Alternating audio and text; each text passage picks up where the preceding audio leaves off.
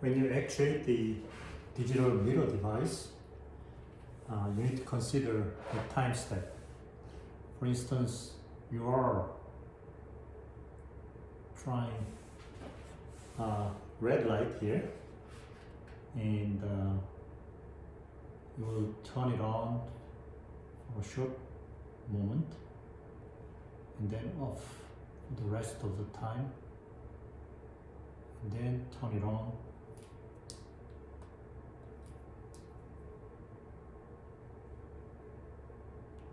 again, then off, on, off, and this pattern repeats. For example, green, you might want to turn it on a little longer and then off,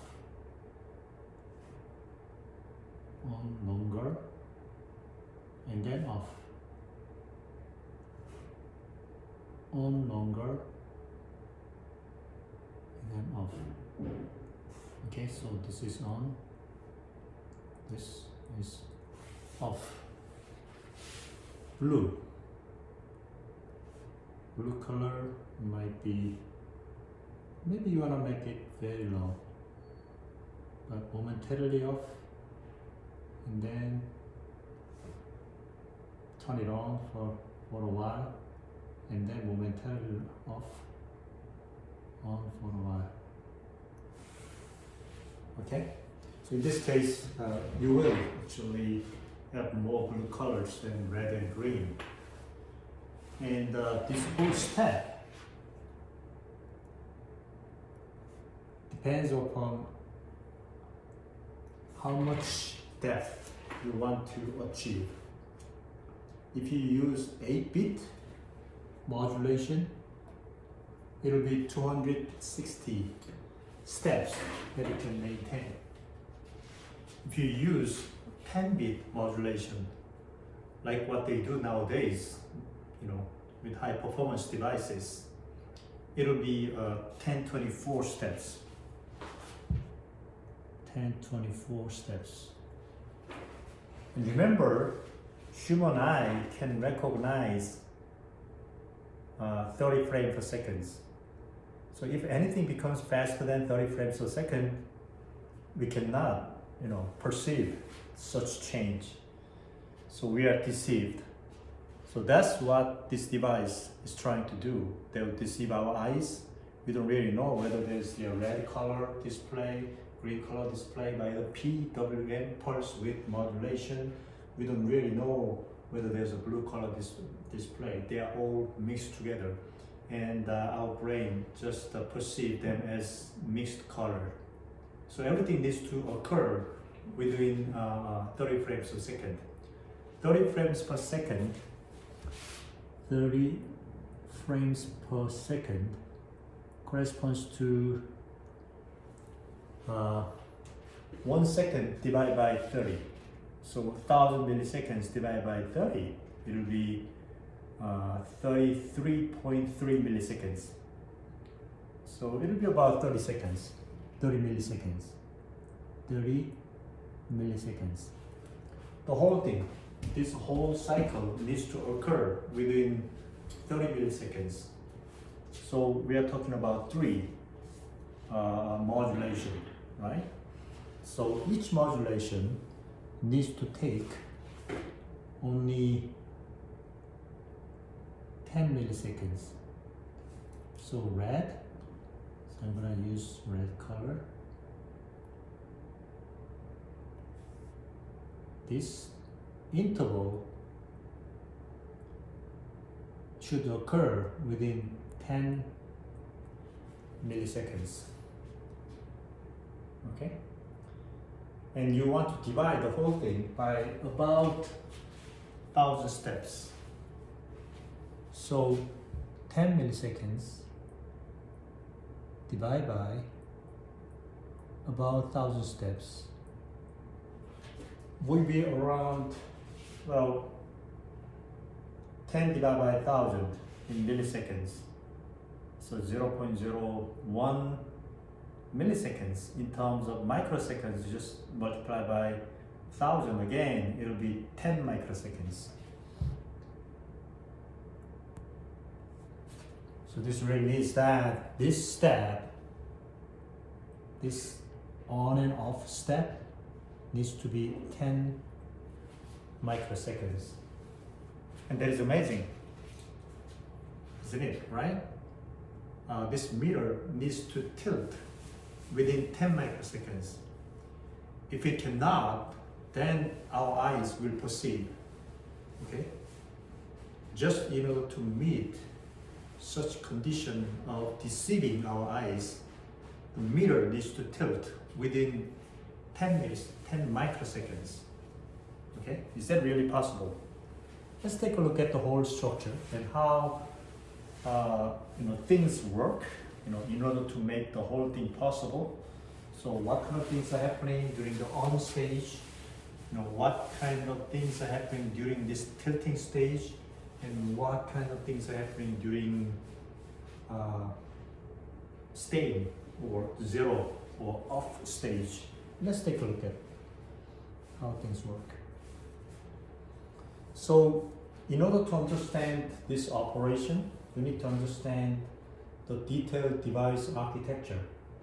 And the detailed device architecture is nothing but memory, random access memory architecture, realized by CMOS process. So it's a CMOS static random access memory architecture. In other words, this single cell is random access memory cell. It could be either 1 and 0 or 0 and 1.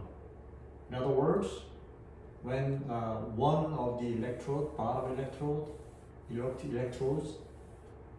are supplied by the power, the other electrode remains at ground state, 0 volt.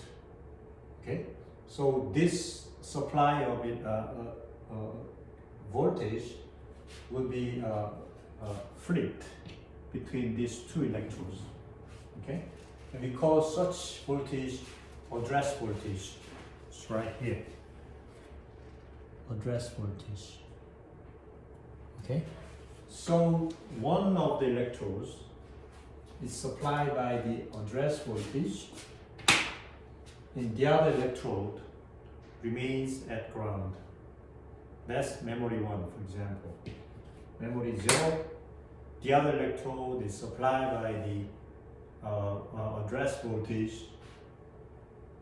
The original electrode remains at voltage 0. That's what's happening. Okay? And so if you take a look at the whole architecture of the meter, there are some different access of voltage depending upon the structure combination. So here, the mirror and yoke hinge, they are all connected with the same potential. Look, we say this is a meter, okay? Meter, it's right here. And this is yoke, and this is hinge.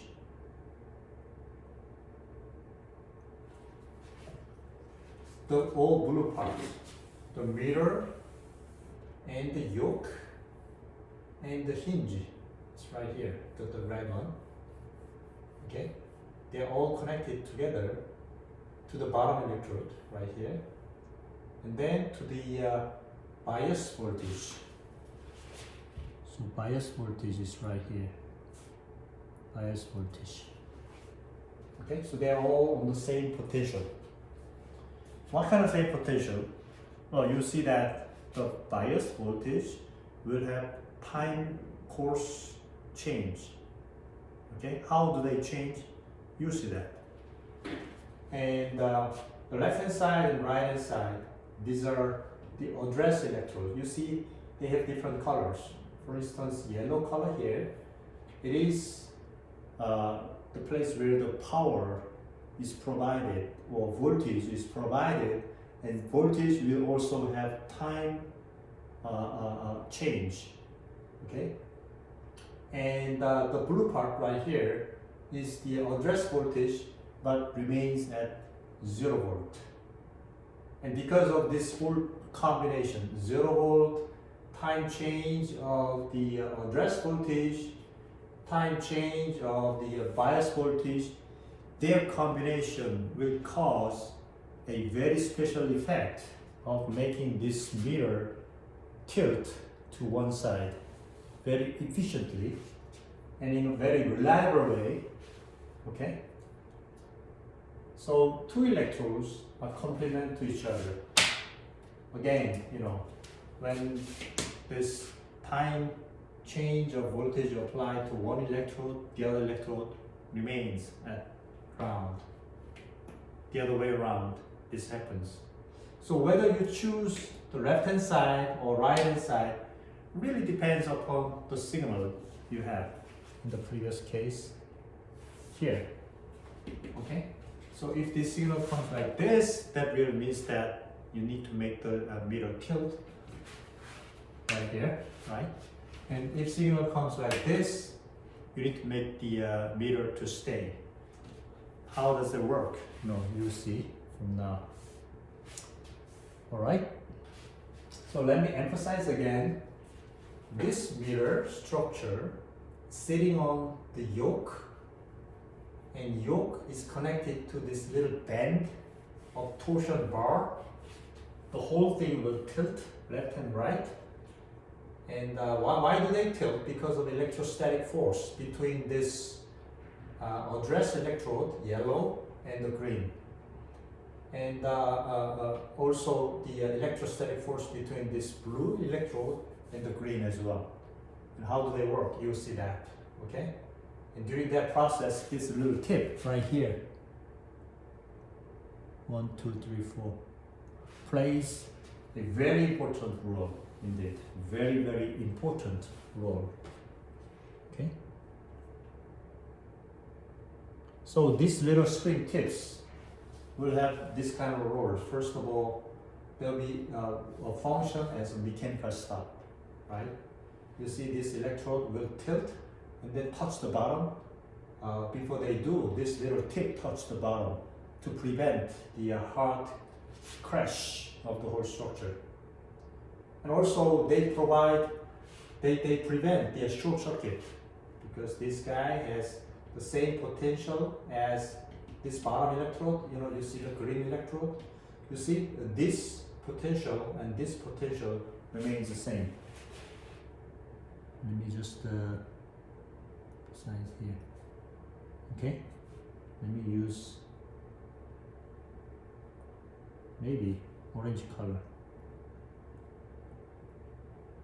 Okay, whenever these tips touch the bottom, two of them, they will touch this place where they maintain the same voltage. They are all connected together, electrically connected. How they are connected, you will see that.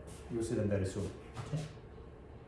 And also, what's most important here is a function of these spring tips is the elastic energy storage. Very interesting phenomena will occur by using these little tips to store the elastic energy. How do they do that? By the combination of this voltage. You will see that. Okay. Well, before realizing all this complicated combination of voltage application, the engineers tested the function and the performance of these mirrors, okay, in two different steps. First one is by using the low voltage, 1, 2, very small voltage, and they call this analog operation. In this case, the resonant frequency of the whole structure is about 50 kilohertz. That's really high. And this testing is just to find, also reveals the resonant frequency. And 50 kilohertz of resonant frequency, that really means that our daily life interference will not easily make the whole structure into resonance, okay? Because this is very high resonance frequency. And in this particular testing, they looked at the damping effect of the air, okay? So here, if you just apply the address pulse, in other words, the voltage to the yellow electrode in the previous case, every other thing is just floated. There's no voltage applied. There's only voltage applied between this mirror, green, and then yellow. Okay, and see what happens. The mirror will tilt by a little bit because this is small voltage, maybe 1 or 2 volts, within the 14 microseconds. Pretty slow. Okay. In order to make the mirror tilt faster, they actually they can reduce the air pressure. You see, this is millimeter of mercury, 85 millimeters of mercury. This is really a low pressure indeed. Then mirror will tilt faster, but it will start to oscillate because there's less amount of damping. And as you reduce the pressure more and more, the rising time will become faster and faster, but you cannot really avoid this oscillation. Okay, people call this ringing. Things will keep vibrating. It rings. Okay, and eventually you can reach up to something like 11.6 microseconds. But still, remember, it's kind of at the boundary, right? We are looking at the operation speed around 10 microseconds. To be safe, this number needs to be much smaller actually. How can we achieve that? Well, you'll see that. Okay, also here, they try the, so damping is needed. In other words, the package needs some kind of vacuum inside, package. Okay. And in digital operation, they just apply the high voltage. So we call this phenomena pulling. In other words, rather than making the mirror tilt by little angle, you just apply the full voltage, maybe 30 volts, then make it tilt hard. And we call this phenomena pulling, okay? And they realized that optical response time is around 10-12 microseconds. Around, again, it's around the boundary, okay? And mechanical response time is much slower. It's 30 microseconds, okay? However, optical response is faster because you have a lens, and then even before the whole mirror tilt completely, the light comes into the lens and you see the spot right away. Okay, so that's why the optical response time is faster than the mechanical response time. You see, the optical response time is 12 microseconds, even before the whole mirror comes into the steady state tilt. Okay, so this is really an interesting phenomena, and this little test tells us that, by just simply using the voltage, high voltage, 30 volts, whatever it is, you cannot really achieve the time window that you want to satisfy. Time window was 10 microseconds, so it really means that the mirror needs to tilt earlier, before 10 microseconds, in order to deceive our perception. Okay, how is that possible? Okay, so what are the problems of using this kind of a hard tilt as well? How can we solve this kind of problems? Okay. Now this is the operating sequence that DI actually revealed. It's right here. Under here, there's the reference. Okay, published. And this is really interesting sequence. And how did it get this response? Well, this is time axis, 0.0246 microseconds. Okay, and left hand side, this y-axis is a mirror angle, 0 degree, 2 degrees, 10 degrees. All right, and right hand side is a voltage, 0 volt, plus 12 volt, minus 12 volt, and so on and so forth. Okay, and there are 5 different sections of this voltage combination divided. Why is the voltage combination? You will probably recall that actually there are bias voltage and then address voltage.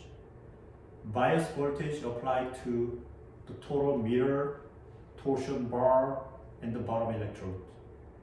And then address voltage applied to either right hand side or left hand side of the address electrode, operated by the random access memory structure underneath. Okay, so let's take a look at their combination. Well, in the section A, the bias voltage remains at 24 volts. And section B, this is the starting of the operation, the whole sequence. Start at 5 microseconds in this case.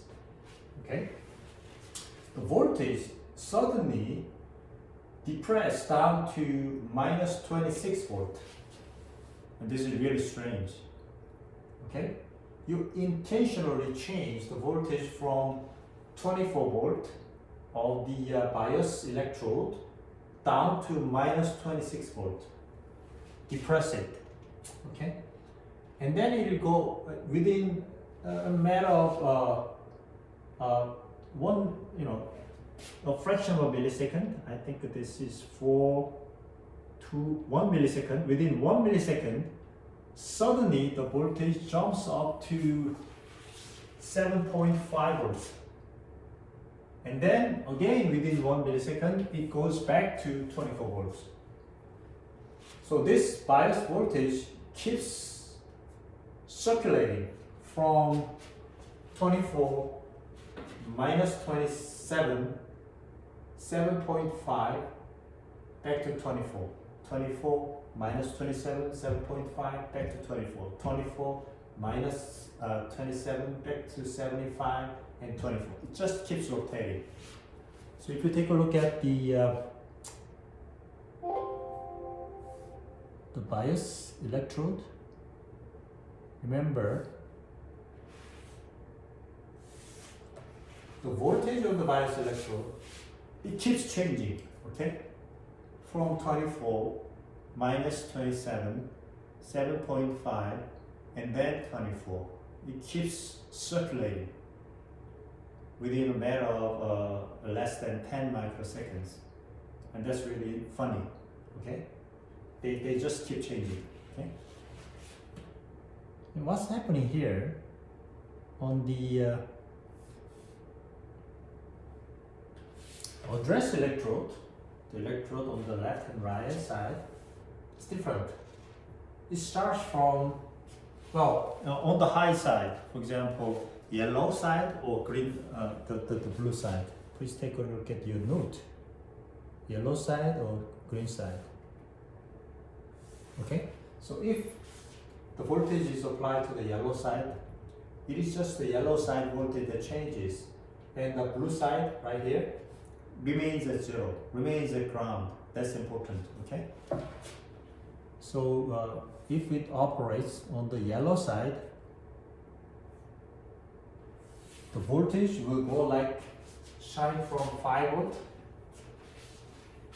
7.5, jump up to 7.5 at the beginning of the operation, tilt at the beginning of the tilt, and then stay there for, starting from 5, 6, about 4.5 microseconds, 4.5 microseconds, and then come back to 5, 7.5, 5. Why are they doing this?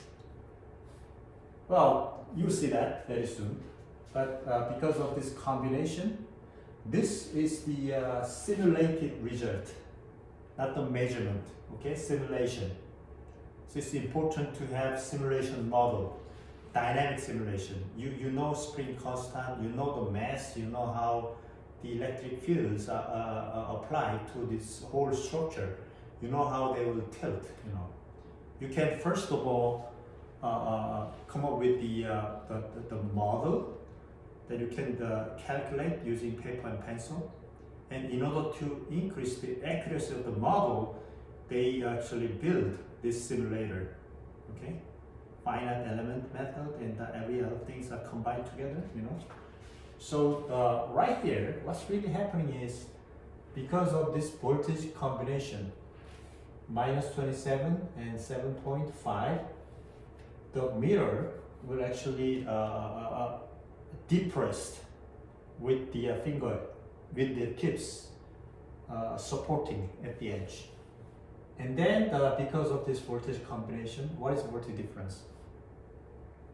7.5 and 7.5, 0, same voltage, so their difference will be 0. So you depress the mirror and then release it, right here, release. So it starts flying, and when it flies, this voltage difference will try to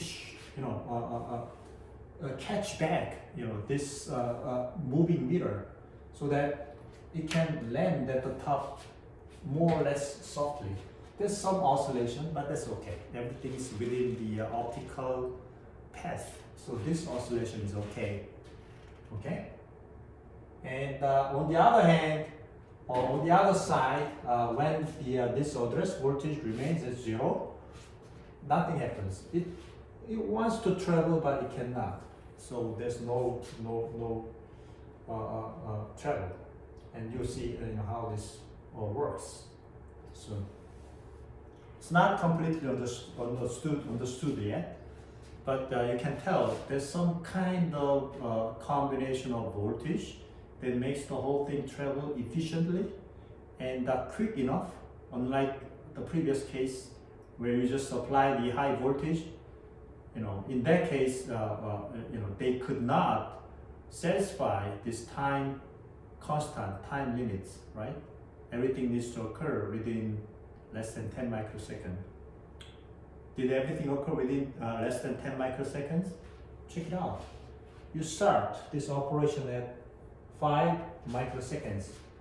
The whole travel ended at 9.5 microseconds.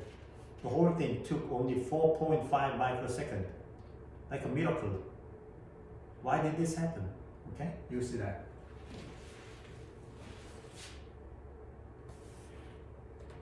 Well, this is my interpretation about the whole working sequence. The first one is the simple actuation. Okay? And you see that.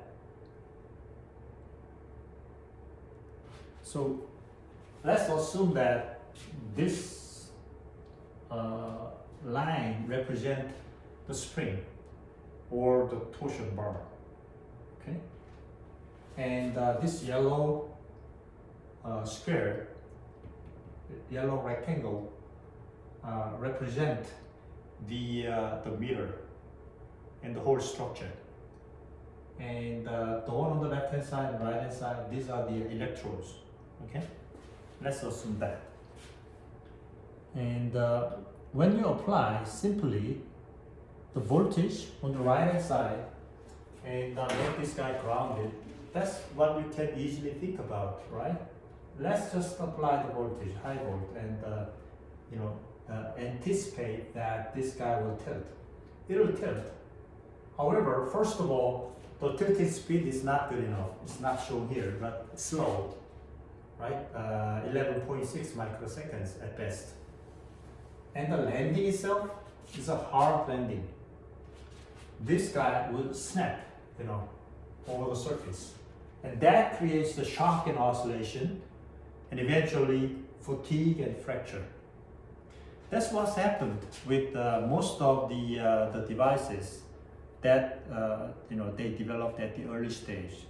That's what's happened with most of the device that the other companies like Samsung, Dell, and Sony all developed, and that way they'll fail because they need to hit the surface, billions of times during the whole operation cycle. And when they hit with this hard landing, that will cause tremendous amount of problem, okay? Fatigue and fracture, because they need to keep hitting the surface, and that's not good. All right? So it keeps going on like this. Instead of that, what they did was actually they designed so-called the soft lander, okay? And by combining the sequence, you can use a very, very smooth and very quick operation. All right? So here's the table that shows how this bias voltage changes, and then address voltage on the left hand side and right hand side changes. And as they do, you can calculate the voltage difference on the left hand side and right hand side and see how they works. Well, the operation principle we are using is electrostatic operation. In the electrostatic operation, the electrostatic force is proportional to the voltage squared, and then the inversely proportional to the gap size squared normally. Okay, so this voltage difference is really important. The higher the voltage difference you have, the higher the electrostatic force you have. However, at the same time, the whole force is also related with the gap size. If the gap size is smaller, you have a large amount of force. If gap size is large, then you have smaller amount of force. It's like gravity. You're far from each other, the gravitational force is smaller. If you get close together, then gravitational force will become larger if you get close. Okay. Well, look. In the first sequence, let's assume that the mirror was tilted to the left-hand side. You know what happens at the beginning, right? I already mentioned that as soon as you turn on the projector, whole mirror will tilt to the one side by the electrostatic operation. So they are waiting there. So this is what's happening. So that's initially what happened at the stage, right? 24 volt at the bias electrode, 5 volt at the left-hand side address electrode, and their difference is 19 volt, and they are close together. So even though this difference is larger, 24 volt, this mirror will not tilt. Why? Because they are already very close together. This mirror is already very close together to the left-hand side electrode. Again, the electrostatic force is inversely proportional to the gap size squared. Okay. All right, then at the beginning of the operation right here, you will apply the command 1. Remember, command 1. Command 1 is like this. Pulse. Command 1. Okay. Then suddenly the bias voltage will become lowered in the opposite, indeed. It goes to minus 26 volt, while the address voltage becomes as large as possible, 7.5 volt. And what's interesting is the right hand side, to where this mirror will try to travel, remains zero all the time, remains zero. It's only address voltage that changes. All right. So this is what happened at the beginning. Okay. This voltage on the address electrode becomes as large as possible, 7.5. That's largest it can go, and the bias voltage becomes depressed down to minus 26 volt. So what happened? Their voltage difference became the maximum, 33.5 volt. So the whole thing is touching each other, but it will press the whole structure. And the tips, remember the little tip, will be deformed and store the electrostatic energy like this. A large amount of electrostatic energy waiting to be released. When is it released? It's gonna be released at this stage. Release of energy. Okay. Suddenly, this voltage remains 7.5, but this bias voltage comes back to 7.5 volts. Okay. Now the consequence is there's a huge amount of radical change in this voltage applied. No voltage applied between these two because address voltage remains at 7.5, however bias voltage goes up to 7.5 as well, and their difference is 0. And the difference on the right hand side is 7.5. It pulls. So this pull occurs, not very hard, but still pull occurs. The whole travel is actually mostly caused by just release of the energy. Okay, you pull back and then release, pull back and release. It's like a slingshot, slingshot, pull back and release, slingshot. And that becomes very faster. That actually creates a very fast reaction here, okay? Rather than just simply applying 30 volts. At this stage, during the travel, the voltage will go back to 24 volt. It goes up, and the left hand side stays at 7.5 volts. So as a consequence, the voltage difference on the left hand side will be 16.5 volt. In other words, while the whole thing is traveling, the voltage from the origin of travel will try to pull back. Why does it do that? Because by the time it lands on the right hand side, so it intentionally tries to pull back to cause the soft landing. Okay, so you do the slingshot, and then by the time it goes there, just try to pull back to cause the soft landing. Okay, so by the time it comes here, you come back to the original state. Okay, 24, 5, 0, 19, 24. Same, right? So this whole section of operation is A, B, C, D, E. Okay? Now you understand, I believe, right? Now you understand the whole thing.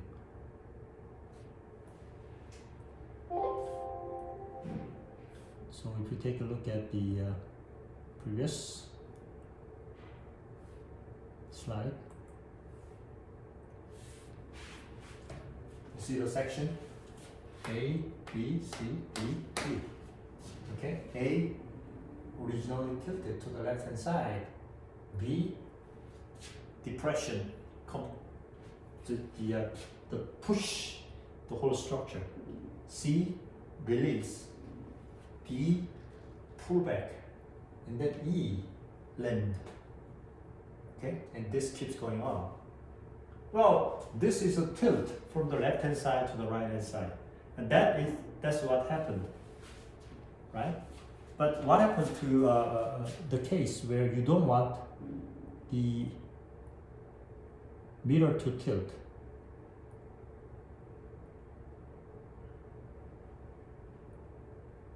In this case, stay cycle.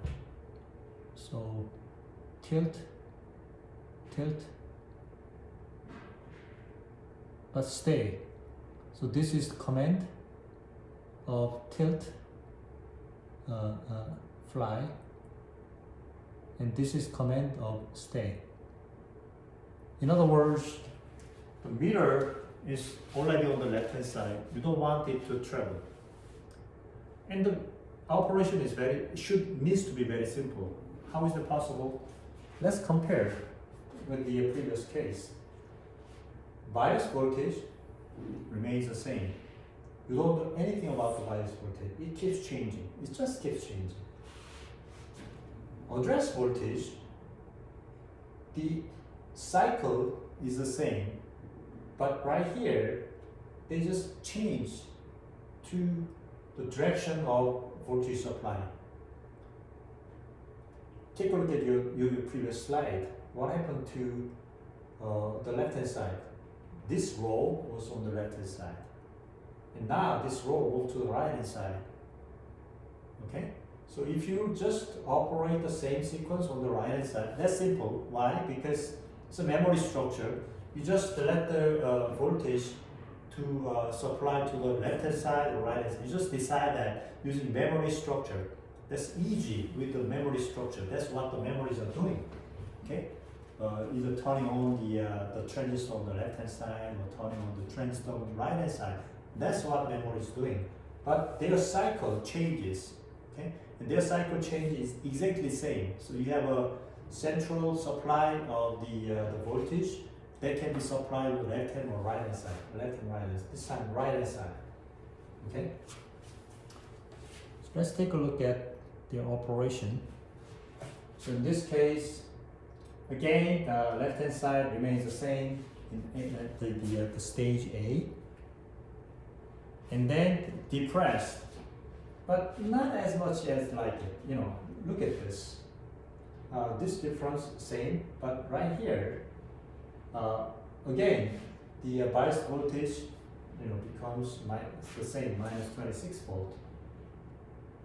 However, here, instead of making this 7.5, you are making the voltage of the right hand side 7.5. So this voltage difference is 26 volt on the left hand side, and this voltage difference is 33.5 volt on the right hand side.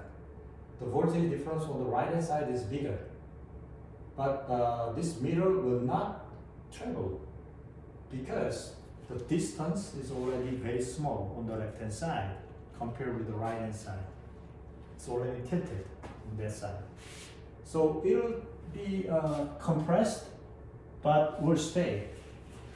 As you go to the release cycle, right here, release, look, again, the voltage difference on the right hand side instead of left hand side this time becomes 0, but still on the left hand side is 7.5. So this voltage difference became different. Because of that, this guy will be try to be released a little bit, but because of this voltage, it won't travel. In other words, this slingshot force is not strong enough to make this guy travel the whole distance. It will try to travel but remains. Try to travel but remains. Okay? And then at the last stage, look, again the voltage difference on the left hand side because of this voltage combination becomes larger, so it keeps hold of it, okay, and remains, come back to the same state. Why would they do that? You just have to turn off or just maintain this voltage all the time. Why would they actually combine all these things? But that's simple, because this is easier to do. So again, as we saw, the whole structure was built on the memory device. So it's easier for the memory to supply the current on the left hand side or right hand side, to supply the voltage on the left hand side or right hand side. It's easier, okay? But if you do that, if you supply the voltage on the left hand side, you can make the whole device fly or tilt to the right hand side. If you supply the voltage on the right hand side, you can just make the whole device, whole mirror stay, even though it moved a little bit. Moving a little bit doesn't cause any harm. Instead, the whole operation becomes very simple, right? Using the advantage of this memory device. And bias voltage, you just supply the same voltage over and over, you know. So it's a really clever design indeed. In order to arrive at this combination of the voltage and time sequence, they try, you know, a lot of operations cycles, and that's what the real engineering is about. You know, you have your own idea, but it's not going to be very simple. You want to test the complexity of it, and you want to test the combination of all these possibilities in terms of time, the magnitude, and in order to be able to do that efficiently, well, you cannot just simply run the experiment. That's why they developed the simulator, okay, the computer model. So from the computer model, you can extract out a lot of information. Whenever you try different combination, you can cause different effect, and then see how they are actually leading to the useful operation, fast operation, smooth operation, reliable operation. Okay, so that's very important in terms of the entity engineering approach. So this is what happened on the paper, the reference. You can see the reference in your PowerPoint slide, okay? And I just imagined my explanation out of this reference, you know. You see that, let me just go through again. Zone A, B, C, D, E, okay?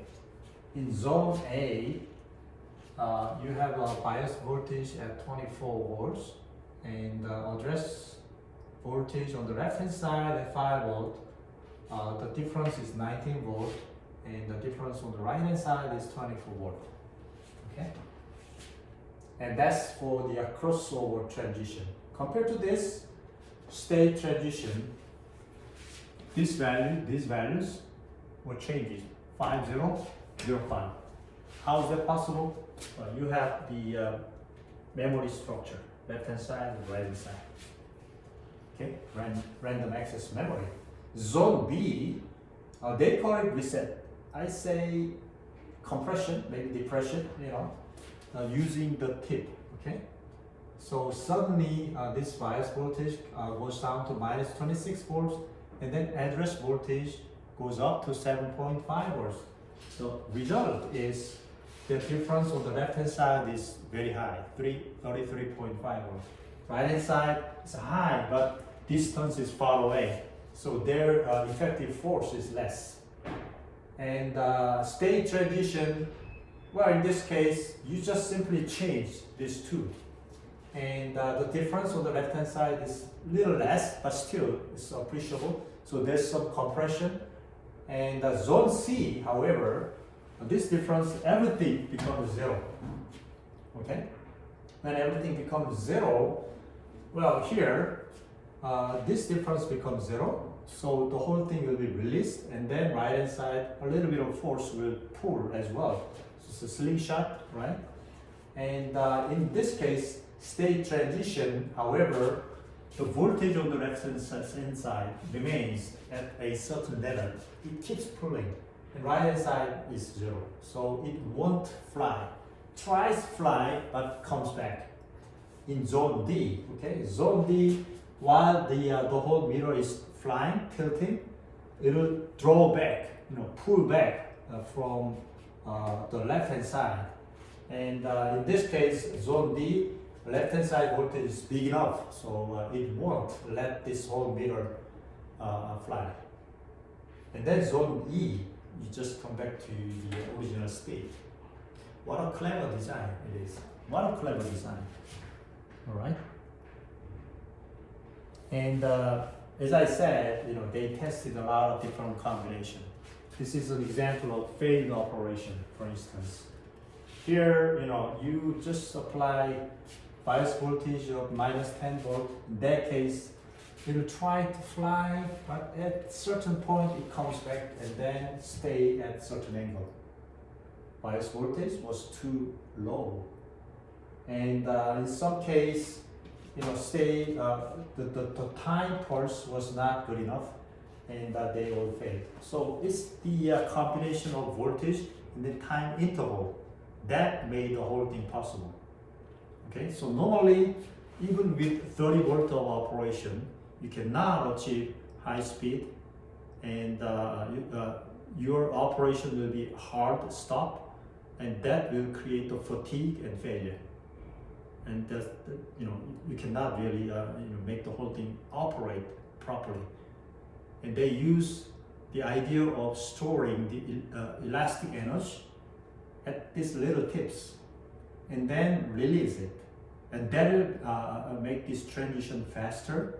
And during the release, by applying the opposite voltage, you can pull back and then create a soft landing, so that the whole process becomes reliable, and the lifetime as a result becomes almost infinity.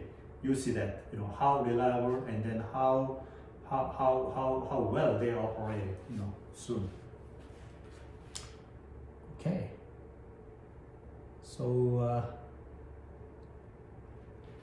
at this moment, let me just end the show and show you some example. Well, this kind of energy storage and then the release in a very short amount of time will cause the motion of the little structures to become very fast. Okay. For instance, the flea, that flea has some special muscle that stores energy and then release it in a small amount of time, so that they can jump many hundred times over their body, And there's a very amazing creature as well in the nature. And I'll just show you this movie from the nature, and it'll be a very interesting movie. Far from being quiet, the ocean is filled with a cacophony of animal noise that can even disrupt the sonic transmissions of submarines. Sonic transmission. Most of the din is made by a surprisingly insignificant creature. Surprisingly. Pistol shrimp. Pistol shrimp. Pistol shrimp. By snapping its claws, it can not only make communication sounds, snapping but claws. something far deadlier. Communication, but far deadlier. These shrimps are its prey. The shrimps are its prey. They hunt the shrimp. It deals a knockout blow from a distance by using its claw as a sonic weapon. Knockout blow. First, its claw is cocked like a pistol. Cocked like a pistol. Okay. Then fired. The last damage released. The effect is literally stunning. Effect is stunning.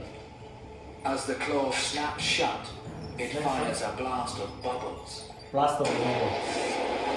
Incredibly, as the bubbles collapse, they momentarily Bubbles reach the collapse. temperature of the sun. Temperature of the sun, 6,000 Kelvin. Bubble collapse. This implosion causes a shockwave that stuns. Implosion, shockwave. That actually make this guy, pass out. It's a very tasty sushi indeed, right? Okay, I think I can stop here, and this Wednesday I'm going to explain more about the operation, and I'll be more focused on the fabrication process. The fabrication process is very important. Without the fabrication process, the whole thing could not be realized. Okay, I'll see you guys on Wednesday.